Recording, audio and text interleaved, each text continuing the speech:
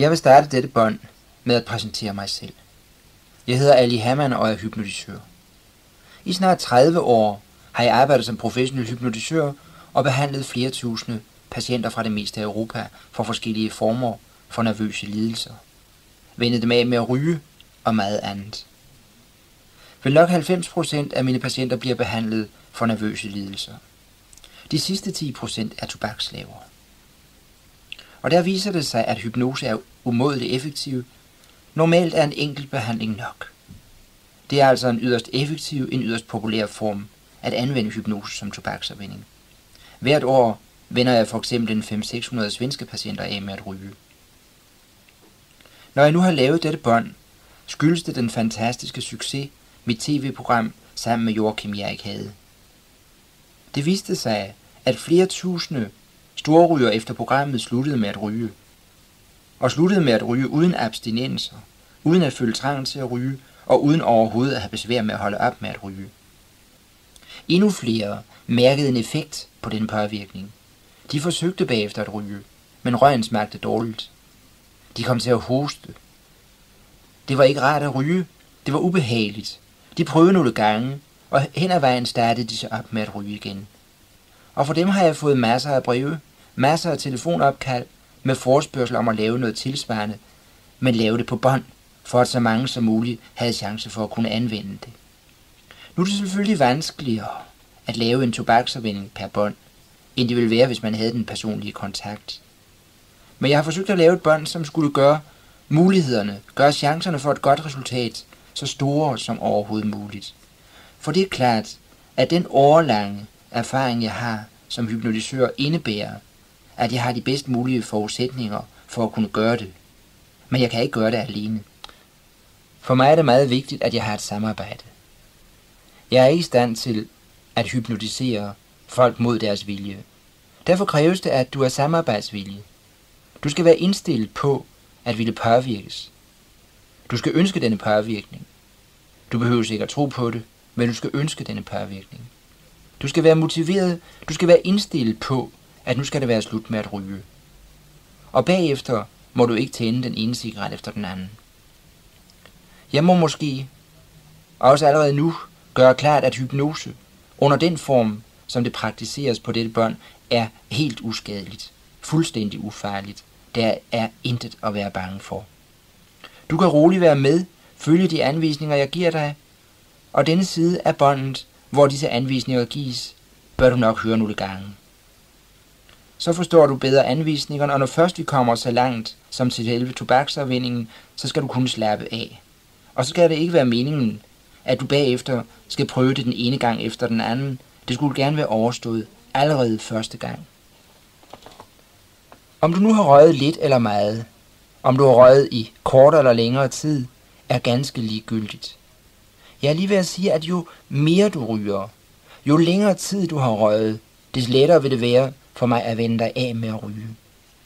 Det lyder paradoksalt, men det har en fornuftig forklaring. Ryger du 3 cigaretter om dagen eksempelvis, vil motivationen for at slutte med at ryge være tilsvarende lille. Møder du en fristelse, hvor en eller anden byder en cigaret, vil du sikkert allerede være i gang med at ryge igen næsten øjeblikkeligt. Er tobaksforbrug noget gammelt? Noget, som har varet i flere år, måske i mange år? Er forbrug 20, 30, 40 eller 50 cigaretter? Er motivationen for at stoppe med at ryge tilsvarende større? Du har fundet ud af, hvor ubehageligt det er at ryge. Du har fundet ud af, hvor dyrt det er at ryge. Du har fundet ud af, at du ikke mere har den samme evne til at komme op og ned ad trapper med samme hastighed. Du bliver forpustet. Du har det i det hele taget temmelig dårligt. Det betyder, at motivationen for at stoppe med at ryge, som følge deraf, er større. Det gør det meget lettere for mig, som skal lave denne tobaksafvænning. Men stadigvæk er det en forudsætning for at kunne stoppe med at ryge, at du er indstillet på det. Det skal ikke være familien, der vil have, at du skal holde op med at ryge. Det skal være dig selv. Jeg vil nu fortælle lidt om, hvorledes en tobaksafvænning foregår. Endnu en gang må jeg pointere motivationen, ønsket om at ville slutte med at ryge. Når det er til stede, og du følger anvisningerne, jeg giver dig, ved at foretage en spærring, en blokering i din underbevidsthed. Jeg vil blokere for det vanespor, som du har dannet i den periode, du har røget. Og så er det som sagt ligegyldigt, om du har røget lidt eller meget. Det betyder ikke noget. Blokeringen kan sammenlignes med, at jeg lukker en dør. Så længe døren er lukket, er der ingen passage. Og så længe du ikke lukker døren op, svarer det til, at så længe du ikke begynder at ryge, føler du ingen trang til at ryge.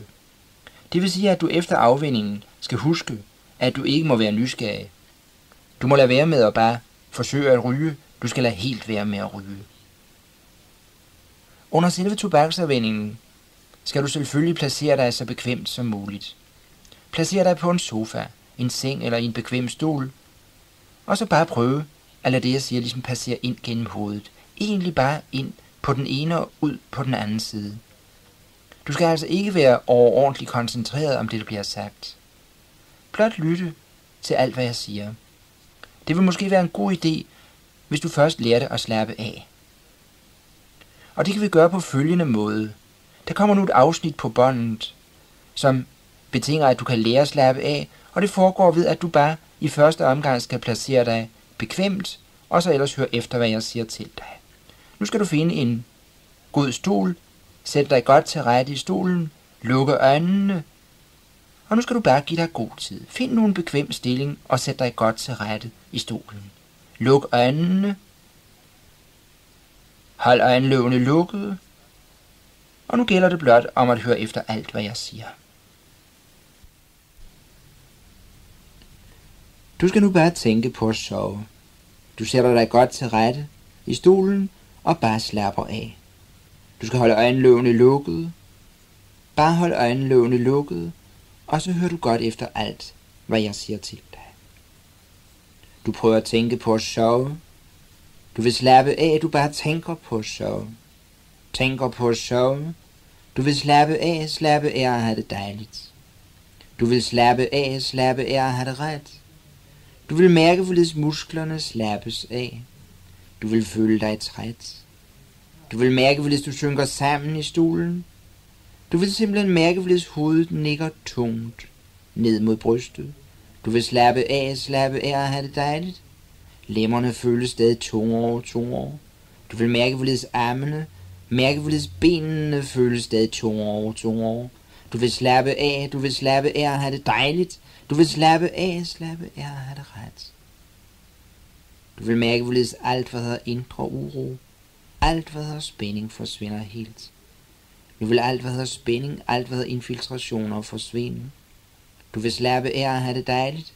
Du vil mærke, hvorledes alt, hvad hedder spænding, alt, hvad hedder uro, forsvinder. Du vil føle dig behageligt doven. Du mærker, hvis du synker sammen i stolen. Du vil mærke, hvis du har det dejligt. Du slapper af, du har det bare ret. Du slapper af, du har det bare dejligt. Hovedet nikker tungt ned mod brystet. Du vil mærke, hvis hovedet nikker tungt ned mod brystet. Du vil føle dig træt. Du vil slappe af og have det dejligt. Du vil slappe af og have det ret. Tankerne forsvinder bort fra alt hvad der med sorger og bekymringer at gøre. Tankerne forsvinder bort fra alt hvad der med sorger og bekymringer at gøre. Du vil slappe af og have det dejligt. Du vil slappe af og have det ret. Du vil mærke, hvis du føler dig behageligt træt. Du vil føle dig behageligt træt. Mærke, hvis alt hvad hedder uvedkommende støj forsvinder. Du vil simpelthen bare slappe af og have det dejligt. Mærke, hvis tankerne forsvinder bort fra alt hvad der med sorger og bekymringer at gøre. Du vil slappe af og have det dejligt. Du vil slappe af og have det skønt. Du vil slappe af og have det dejligt. Slappe af og have det skønt. Og du vil alt hvad hedder spænding, alt hvad hedder urofølelse forsvinde. Du vil føle dig behageligt doven. Føle dig dejligt slap. Du vil føle dig godt tilpas, du har det bare dejligt. Du vil føle dig godt tilpas, du har det bare ret. Alt hvad hedder uro, alt hvad hedder spænding forsvinder. Musklerne slappes af, du har det dejligt. Du vil mærke, hvorledes armene, benene føles tungere. Hovedet nikker tungt ned mod brystet. Du vil slappe af og bare have det dejligt. Du vil slappe af og bare have det ret. Du vil virkelig føle dig godt tilpas. Alt hvad hedder uro, Alt hvad hedder spændinger forsvinder. Du slapper af at have det dejligt. Du slapper af at have det ret. Du vil føle dig vældig godt tilpas. Alt hvad hedder spænding, alt hvad hedder uro, forsvinder fuldstændig. Og nu bliver du siddende helt stille. Du slapper af, du har det dejligt. Og om et lille øjeblik tæller jeg op mod 3. Jeg tæller langsomt til 3. Og på 3 klapper jeg i hænderne, og det er tegn på, du igen må åbne øjnene. Du er da helt dig selv, du har det dejligt, du føler dig udhvilet, føler dig godt tilpas. Du har det ret, du får det, som jeg har beskrevet for dig. 1, 2, 3. Du har nu åbnet øjnene, men bliver siddende stille i stolen. I forbindelse med denne påvirkning opstår der et mindre blodtryksfald, som indebærer, at hvis du pludselig rejser dig, så bliver du ør i hovedet, du føler dig svimmel. Bliv derfor siddende et lille øjeblik. Lad være med at rejse dig for hurtigt, og bagefter er du selvfølgelig helt og fuldt dig selv igen.